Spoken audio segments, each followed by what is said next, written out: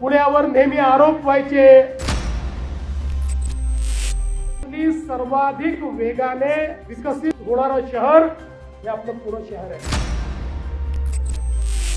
त्यामुळे पुण्याची लोकसंख्या 65 लाख असेल. आपण जर या पुण्याचा विचार केला तर केवळ महाराष्ट्रातलं नाही, देशातलं फास्टेस्ट ग्रोईंग सिटी, देशातली सर्वाधिक वेगाने विकसित होणारं शहर हे आपलं पुणे शहर आहे.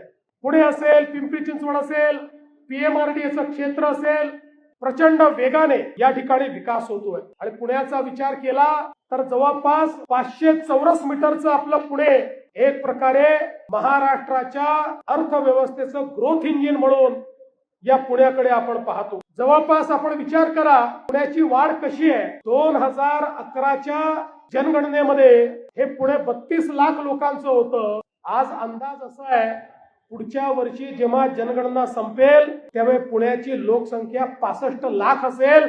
इतक्या वेगानं या ठिकाणी ही लोकसंख्या वाढते. केवळ लोकसंख्या वाढते असं नाही तर या ठिकाणी मोठ्या प्रमाणात माननीय मोदीजींच्या नेतृत्वामध्ये एक प्रकारे टेक्नॉलॉजीचं हब म्हणून, मॅन्युफॅक्चरिंगचं हब म्हणून आणि त्याही पेक्षा ग्लोबल कॅपॅबिलिटी सेंटर जीसीसी, आज जगामध्ये आयटीचा जमाना गेला, आता जीसीसीचा जमाना आलाय.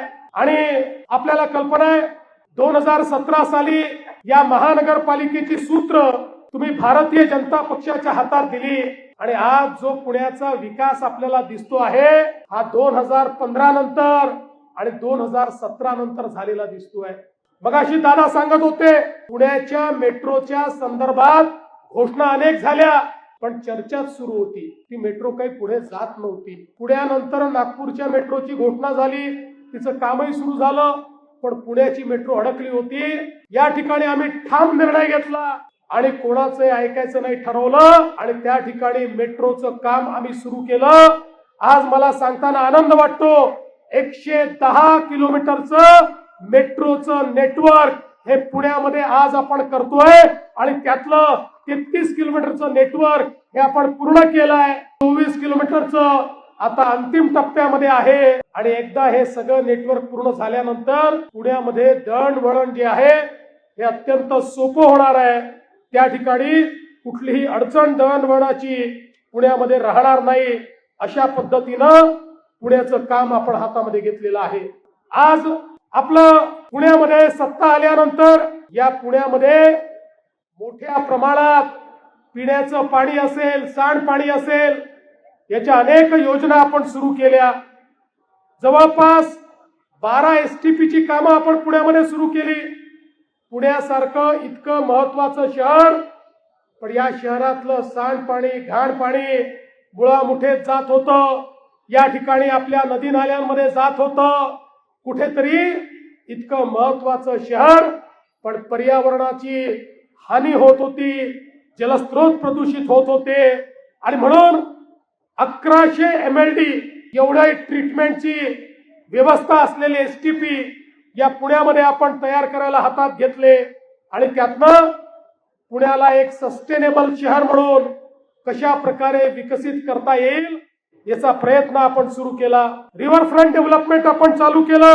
जवळपास 88 किलोमीटरचा किनारा या नदीचा त्या ठिकाणी आपण तयार करतो. त्याच्यामुळे एकीकडे पर्यावरण देखील चांगलं राहणार आहे, दुसरीकडे आमची जी नदी आहे ती निर्मल आणि अविरल वाहिल्यामुळे त्याचा किनारा जो आहे तो अत्यंत नयनरम्य अशा प्रकारचा होणार आहे.